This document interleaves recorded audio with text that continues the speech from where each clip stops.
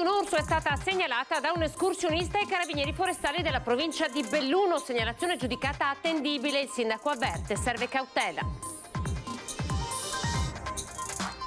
Emergenza migranti, a ore a Padova si attende l'arrivo di una ventina di persone che si aggiungono al centinaio già ospiti delle palestre. Nuovo appello per l'Africa di Don Dante Carraro. In Veneto ci sono sempre meno giovani. La CGIA di Mestre propone un patto sociale con gli immigrati per riuscire a sostituire i quasi 250.000 lavoratori che andranno in pensione. Clandestini e ladri nelle zone calde della terraferma, controlli straordinari della polizia nelle strutture alberghiere tra Mestre e Marghera, foglio di via per 2 persone. Le famiglie arcobaleno sono scese in piazza anche a Vicenza. Al loro fianco il sindaco Giacomo Possa, mai memore delle promesse elettorali. È l'ora dei diritti, dice. Troppe multe, cresce il malumore come nell'ormai celeberrima Cadonega. Con CEO di Casale sul Sile è rubata la telecamera di un autovelox. Il sindaco è intollerabile, denunceremo. Da domani mattina alle 10 per ogni domenica su Antena 3 nuovo appuntamento con la Santa Messa del Santuario della Basilica della Madonna dei Miracoli, il luogo dello spirito di Motta di Livenza. È l'ora della grande sfida tra i quartieri, tutto è pronto a Montebelluna per la finale del Palio che sta infiammando la città. Dalle 13:30 la lunga diretta su Antena 3 vivremo insieme ogni singola emozione. TG del Veneto, buonasera e ben ritrovati. Partiamo dalla notizia che dà per segnalato, avvistato un orso. Siamo a Lamon in provincia di Belluno. Il sindaco dice serve cautela, ma la segnalazione è risultata essere attendibile. Vediamo.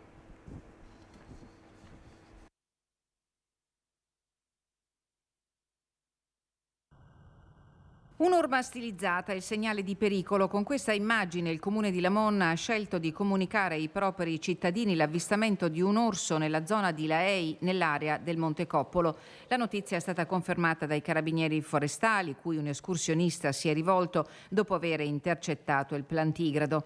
Non un incontro vis-à-vis, spiegano i carabinieri forestali, tanto che il segnalante non è stato in grado di riferire dettagli, ad esempio, circa l'età dell'orso. Ma per gli accertamenti che abbiamo svolto riteniamo che l'avvistamento sia attendibile, dicono i militari. È verosimile che l'orso possa avere sconfinato dal vicino Trentino. Le circostanze ci inducono a pensare che sia verosimile, afferma il tenente colonnello Riccardo Corbini, comandante del gruppo Carabinieri Forestali di Belluno. L'area in cui c'è stato l'avvistamento viene ritenuta idonea alla presenza, sia pur temporanea, del plantigrado. Le verifiche in corso sono svolte anche in collaborazione con il personale dei parchi e dei servizi trentini per individuare ed eventualmente identificare l'orso. Dell'attività è stata informata la Polizia Provinciale. Il sindaco di Lamon, Loris Maccagnan, raccomanda la dovuta cautela pur con la consapevolezza che l'orso potrebbe avere già fatto rientro nel suo territorio. Parliamo ora di emergenza migranti. A ore a Padova si attende l'arrivo di una ventina di persone che si aggiungono alle oltre 100 già ospitate nella città del Santo, a partire con gli arrivi dalla settimana dopo Ferragosto. Sappiamo che deve arrivare un altro arrivo di migranti in città, ma anche su questo non abbiamo informazioni al momento. La Croce Rossa è pronta. La disponibilità per un'altra ventina di letti è stata chiesta. Il comitato padovano si sta preparando ad allestirli. Da subito in prima linea nel supporto alla prefettura e alle cooperative che hanno in gestione l'accoglienza, la Croce Rossa continua la presenza nel momento della distribuzione dei pasti e la vigilanza sanitaria. A Padova 50 letti sono stati allestiti nella palestra dell'Istituto Agrario San Benedetto da Norcia in via Cave, 35 nella palestra della scuola media Falconetto di via Dorighello, 42 nella palestra comunale di Feriole. La situazione è sotto controllo anche dal punto di vista sanitario. Dal punto di vista sanitario noi facciamo delle visite nelle palestre calendarizzate, secondo un calendario concordato con le cooperative e con le prefetture. La scorsa settimana l'abbiamo fatto per 2 volte. E poi forniamo una reperibilità nell'ambulatorio che è alle mie spalle, che è l'ambulatorio del Comitato di Padova, dove c'è un team reperibile a casa se ci sono bisogni, in modo da non intasare eventualmente il pronto soccorso. Al momento attuale La situazione sanitaria posso veramente essere tranquillizzante, assolutamente sotto controllo. Il problema è il tempo. La riapertura delle scuole si avvicina e la prefettura è alla ricerca di strutture adatte all'ospitalità. Sul punto il sindaco di Padova, Sergio Giordani, in settimana è stato chiaro. Oggi è stato solo Padova che collabora e sono contento che a patto che non venga fatto nessun hub qua. Questo no, questo non lo voglio assolutamente. Il prefetto si è impegnato, e ne parlerò nei prossimi giorni, a lasciare libero, anche perché non iniziano le scuole, è poco da fare, lasciare libero le palestre, non ho ombra di dubbio che sarà così, mi fido ciecamente del prefetto.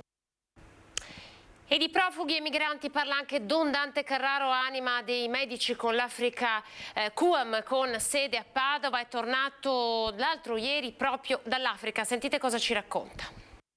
Quando ho visitato l'ospedale di Shire, uno di questi 4 ospedali, un po' più importante, quel team di 7-8 giovani medici etiopi mi guardava con 2 occhi a dirmi: Don Dante, stateci vicino, non vogliamo scappare, vogliamo dare e fare tutta la nostra parte, però aiutateci a metterci in condizione di poterlo fare. È una voce diversa che va ad aggiungersi al dibattito sull'emergenza profughi, con la passione e la forza di cui è sempre stata capace. Medici con l'Africa QAM, da 73 anni in Africa per portare sostegno e cura nei paesi più fragili del mondo.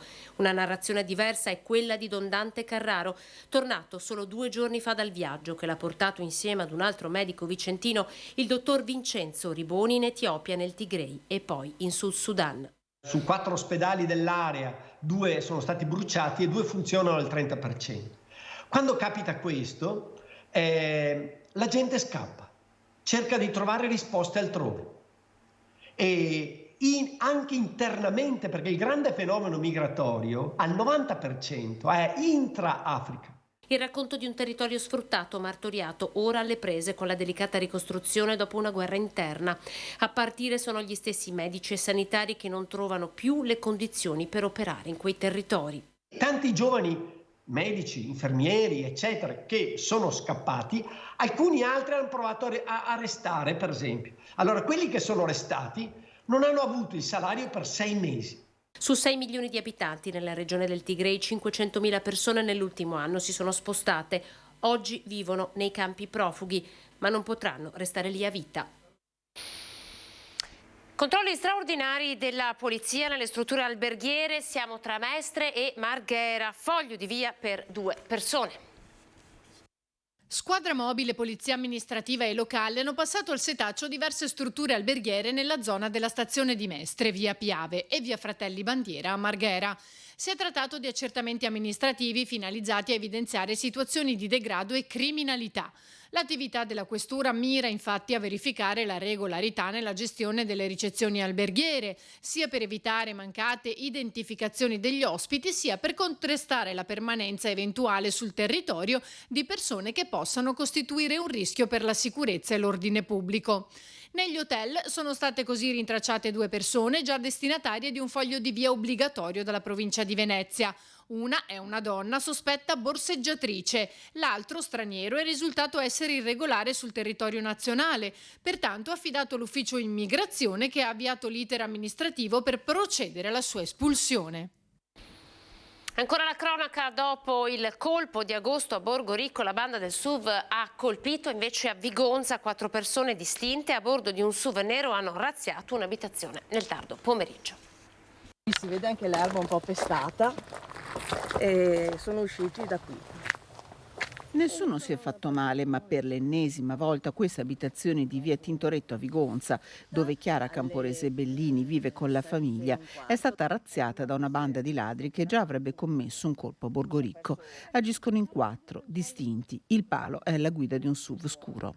È un SUV nero, praticamente nuovo, un SUV veramente lucido, che qui con la terra insomma si sporca via, proprio pulitissimo, e adesso il modello non saprei, però è sicuramente molto, molto distinto, anche lui vestito, anche gli altri, pantaloni scuri, gilet, camicia, berrettino, comunque sempre sembra quasi una divisa. Un colpo da manuale eseguito con calma, con i ladri entrati forzando il portoncino d'ingresso e usciti dalla finestra del bagno lasciata aperta. Freddo e lucido il palo alla guida del SUV che alla mamma, rincasata poco prima di Chiara, aveva addirittura chiesto se avessero camere da affittare. Sulle 19:15, allora 19:15 mia mamma è tornata dal lavoro, che abbiamo una serra qui di fronte, e io dopo 5-10 minuti sono arrivata anch'io e qui praticamente ho visto sto SUV parcheggiato. Ho detto che strano, perché sì, non siamo in città che parcheggiano le macchine davanti ai cancelli, e infatti volevo quasi chiedere, non so, le serve qualcosa, e visto che digitava qualcosa sul telefono, e invece mia mamma mi dice no, entra, chiudi il cancello. Ho detto che strano, e fatalità, e infatti dopo poco sono entrata, chiudo il cancello e vedo che parte lui e sì, con calma, molto tranquillamente, non da fuga, e si dirige verso appunto lo stop, e dopo ho visto gli altri che scavalcavano E scappavano.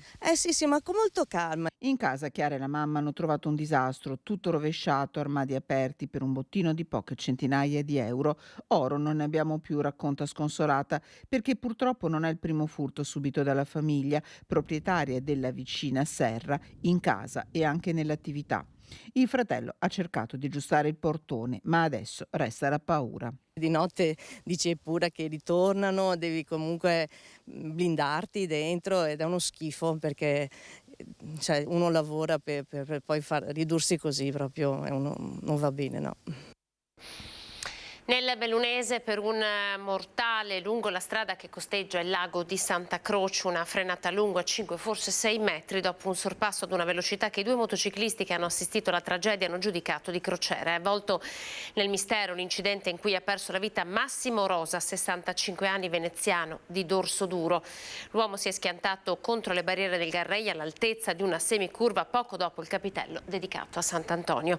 L'incidente è accaduto ieri intorno alle 17:30. I primi a chiamare i soccorsi sono stati due motociclisti che Rosa aveva appena superato in sella la sua Suzuki 1000. Ai sanitari del SUEM non è rimasto che constatare il decesso dell'uomo, che è stato trasferito nella camera mortuaria del San Martino. Il traffico in Alemagna è stato interrotto per un paio di ore.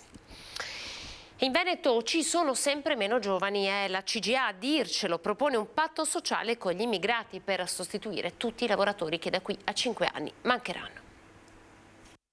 Molti imprenditori veneti faticano sempre più ad assumere personale, non solo per lo storico problema di trovare candidati disponibili e professionalmente preparati, ma anche perché il numero dei giovani pronti ad entrare al mercato del lavoro si sta progressivamente riducendo. Rispetto a 10 anni fa, il Veneto ha 28.500 giovani in meno tra i 15 e i 34 anni, quasi il 3%, e nei prossimi 5 anni bisognerà sostituire quasi 250.000 neopensionati. La crisi demografica è una bomba ad orologeria che minaccia gravi conseguenze sul mondo dell'economia e del lavoro. Eppure il tasso di disoccupazione giovanile in Veneto rimane comunque al 13,4%. Insomma, i giovani da un lato calano di numero, dall'altro rimangono ancora troppo lontani dal mercato del lavoro. Per superare questa criticità bisogna intervenire subito, aiutando le famiglie ad incrementare le nascite e a investire di più su scuola, università e formazione professionale. Non solo, visto che comunque alla luce dell'attuale denatalità appare evidente che per almeno i prossimi 15-20 anni si dovrà ricorrere stabilmente anche all'impiego degli extracomunitari, la CGIA di Mestre propone una sorta di patto sociale con gli immigrati che intendono trasferirsi in Italia. Se un cittadino straniero si impegna a frequentare uno o più corsi e dentro un paio di anni impara la nostra lingua o mestiere, lo Stato italiano lo regolarizza e gli trova un'occupazione. Effetto Cadoneghe, multe e polemiche per l'autovelox mobile installato in via Peschiere, un rettilineo che invita a correre, così nella notte è stata rubata la telecamera. Rubata nella notte la telecamera dell'autovelox mobile installato dall'amministrazione di Casale sul Sile in via Peschiere nella frazione di Concio. Un vero e proprio furto, commenta la sindaca Stefania Golisciani, un reato che sarà perseguito. Installato per cercare di ridurre la velocità nel pericoloso tratto di strada che collega il centro cittadino con la periferia del paese, l'autovelox lì da 2 mesi ha ormai mietuto diverse vittime. Multe arrivate anche a residenti della via per aver superato di pochissimo il limite di 50 all'ora. è un autovelox che ha messo un po' anche i cittadini contro, perché sembra che i residenti desiderino mazziare chi circola rendendo la velocità, abbassando la velocità. Noi cerchiamo la sicurezza. Le multe sono arrivate.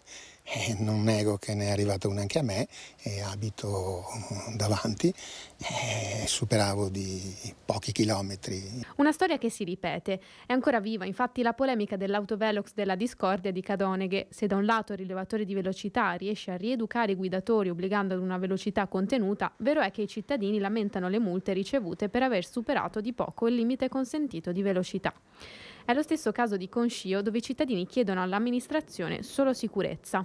Se transiti lungo la via con un passeggino, le bici stesse, la prima auto ti vede, siccome la strada è stretta, la seconda ti evita all'ultimo.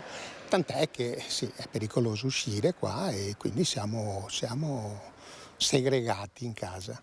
E dopo le segnalazioni per un tratto di strada che invita a spingere il piede sull'acceleratore, per i cittadini l'autovelox è solo una soluzione temporanea che non risolve a monte il problema.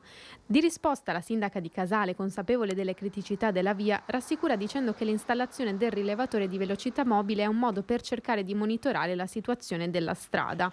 Sono in corso, infatti, fa sapere la sindaca, le valutazioni su quale possa essere la soluzione migliore, se mantenere il velox, posizionare dossi ed eventualmente rendere accessibile il tratto a pedoni e ciclisti. Al vaglio dei tecnici, infatti, questi 2 mesi dall'inizio della messa in funzione. Stiamo valutando come agire, fa sapere la sindaca. I progetti di miglioramento e messa in sicurezza del tratto stradale sono all'ordine del giorno. Attenzione, c'è un'ultima ora, tragedia nei cieli della Val Sugana. C'è stato uno scontro tra il pilota di un parapendio e di un deltaplano. È deceduto, pare, il pilota del deltaplano. Siamo nell'area della Lupa del Lagorai, comune di Levico. La tragedia accorsa davvero da pochi minuti. Sul posto ci sono i carabinieri. Scontro dunque tra parapendio e deltaplano. Ad avere la peggio pare appunto il deltaplano. Ovviamente aggiornamenti riusciremo a darveli nel corso del notiziario delle 19:30 TG Treviso. Adesso ci spostiamo a Vicenza. Le famiglie arcobaleno sono scese in piazza, al loro fianco c'era anche il sindaco Giacomo Possamai. La campagna elettorale erano i giorni in cui infuriavano le polemiche perché Sergio Giordani a Padova insieme ad altri sindaci avevano deciso di procedere con la trascrizione e noi avevamo detto una cosa molto chiara, cioè che ci saremmo comportati come amministrazione se avessimo vinto le elezioni come quei sindaci. E qualche settimana fa io gliel'ho confermato, cioè gli ho detto che l'intenzione di questa amministrazione, della nuova amministrazione a Vicenza è questa, ed è questa perché siamo convinti che le battaglie politiche non si possano fare sui bambini, sulle bambine. Così anche il sindaco di Vicenza ha espresso il suo appoggio alla manifestazione delle famiglie arcobaleno, scese in piazza Castello ieri sera con 300 partecipanti.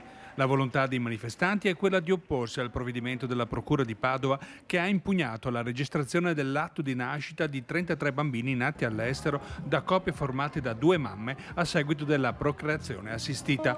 Sarà il tribunale a pronunciarsi sulla genitorialità della madre non biologica. Io e Valentina, quando ci siamo incontrate, ci siamo riconosciute e ci siamo dette il desiderio di non solo avere una famiglia a 2, ma di poter avere anche dei figli. Ci abbiamo iniziato a pensare e abbiamo progettato il nostro viaggio in Danimarca, che ci ha portato a una procreazione assistita semplicissima, che ci ha permesso di diventare madri. E dunque siamo state molto fortunate. Caterina è una bambina sana, gioiosa, felice, e che in questo momento ha entrambi i genitori che possono tutelarla, fino a che questo documento non verrà messo in discussione o stralciato. Dunque vedremo cosa dirà il Tribunale a questo proposito. Noi abbiamo l'udienza il 12 dicembre. L'impugnazione della Procura è un atto violento, hanno ribadito i manifestanti, in nome della parità di diritti e dignità che vogliono per le proprie famiglie, indipendentemente dal sesso dei genitori con cui sono composte. I problemi che queste coppie devono affrontare sono tanti. Dall'iscrizione a scuola, alla palestra, dal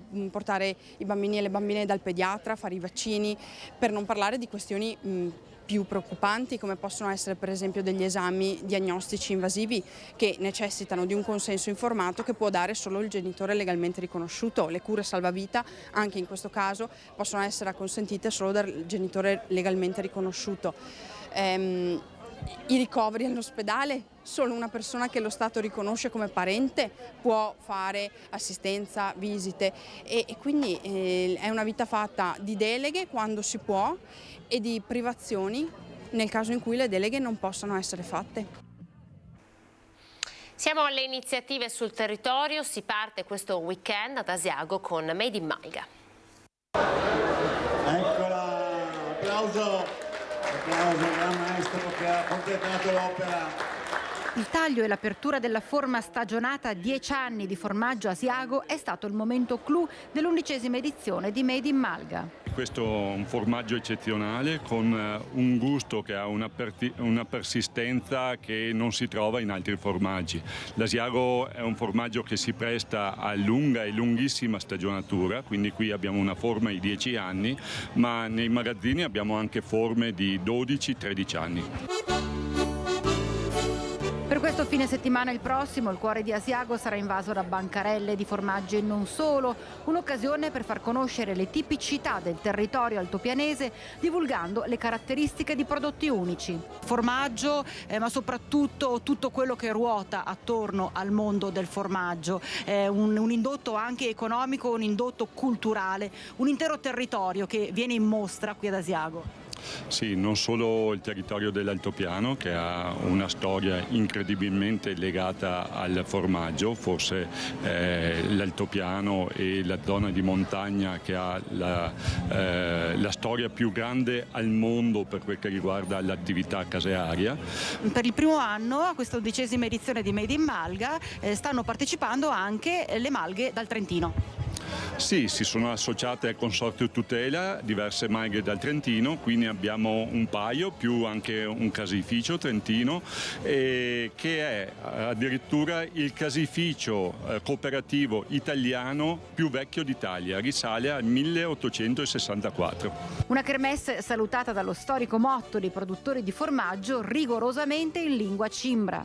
Islebe un sarchese, islebe, islebe! Evviva il nostro formaggio, evviva, evviva!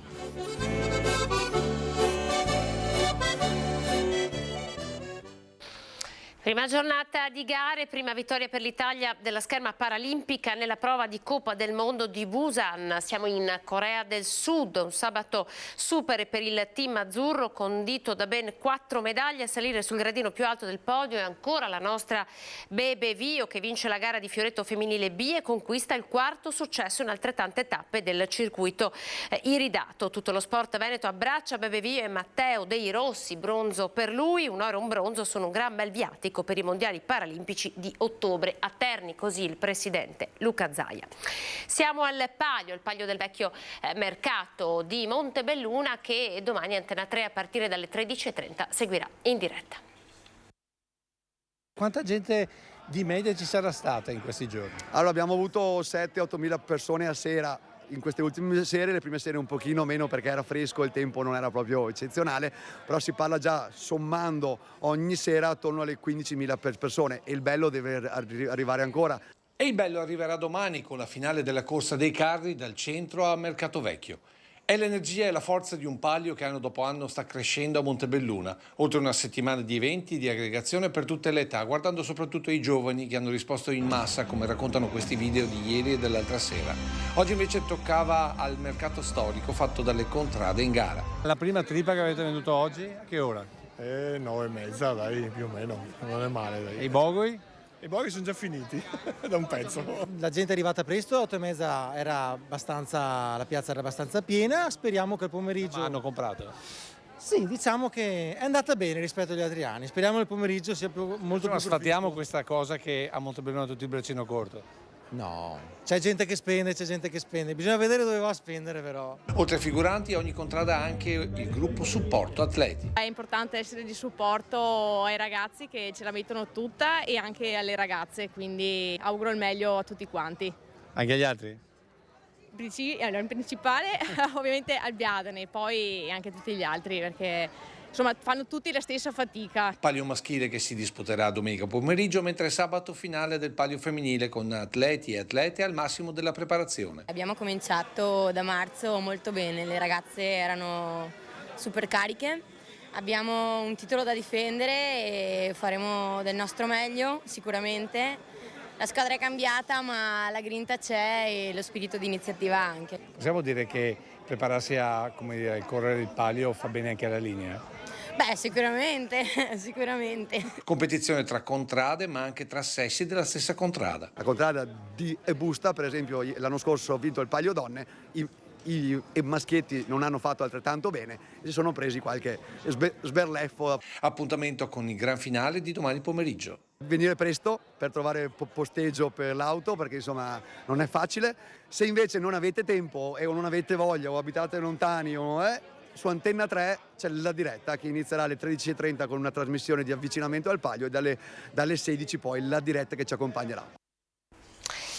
E poi c'è un nuovo appuntamento su Antenna 3 da domani. Ogni domenica trasmetteremo in diretta la Santa Messa dal Santuario della Basilica della Madonna dei Miracoli. Siamo a Motta di Livenza, si comincia a partire dalle 10. Un appuntamento con la fede in uno dei luoghi simbolo della religiosità e spiritualità del Veneto e della Marca in particolare. Da domani e per ogni domenica alle 10 in punto, Antenna 3 trasmetterà in diretta la messa dal Santuario della Basilica della Madonna dei Miracoli di Motta di Livenza, un luogo dello spirito che apre così le sue porte al pubblico della nostra emittente. Correva l'anno 1510, il 9 di marzo, quando la Madonna apparve a Giovanni Cigana, un anziano contadino che da 20 anni recitava ogni giorno il Santo Rosario ed era solito sostare in preghiera davanti a un semplice capitello della Beata Vergine, tuttora esistente al lato sinistro esterno della basilica. Così l'uomo fece anche quel mattino del 9 marzo di oltre mezzo secolo fa. Qui l'apparizione mariana con la Madonna che affidò al contadino mottense un messaggio di penitenza e il desiderio che fosse costruita una chiesa che fu poi eretta effettivamente in tempi record e divenne presto meta di pellegrinaggi ancora oggi continui. È dall'aprile del 1510 che in questi luoghi suggestivi e intrisi di fede prestano ininterrottamente il loro servizio i frati minori francescani, oltre 500 anni di abnegazione e preghiera. Da domani, domenica 3 settembre, la suggestione e la fede di questo luogo sacro saranno ancora più patrimonio di tutti. Appuntamento alle 10 quindi per la Santa Messa su Antenna 3. In chiusura un'altra ultima notizia, il decesso di un motociclista del 55 di Cortina, il suo nome era Marco Lacedelli, uno schianto in Alto Adige lungo i tornanti del passo della Mendola, era in sella alla sua moto quando si è scontrato contro un ciclista tedesco che proveniva in senso opposto. Il ciclista è ricoverato in gravi condizioni, per Lacedelli purtroppo non c'è stato nulla da fare. Chiudiamo con quest'ultima notizia, grazie per essere stati in nostra compagnia. Dopo di noi TG Venezia, arrivederci.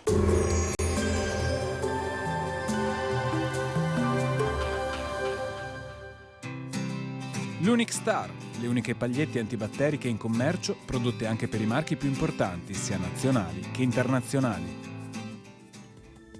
Bentrovati al meteo. Con la presenza dell'anticiclone l'atmosfera è stabile, pertanto la giornata sarà caratterizzata da generali condizioni di bel tempo. Il dettaglio di domenica 3 settembre. Sul Veneto tanto sole, cielo che si presenterà in gran parte sereno o solo occasionalmente poco nuvoloso.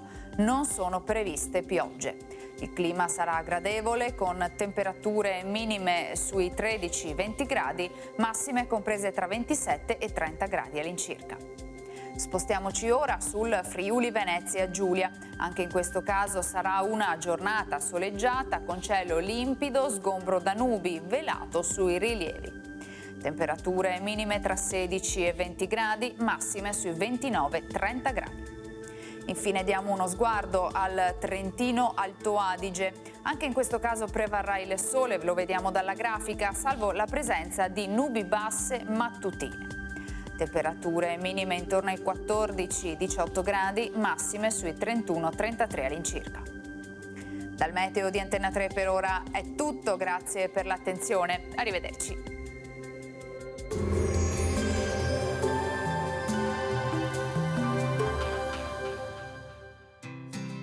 L'Unic Star, le uniche pagliette antibatteriche in commercio, prodotte anche per i marchi più importanti, sia nazionali che internazionali.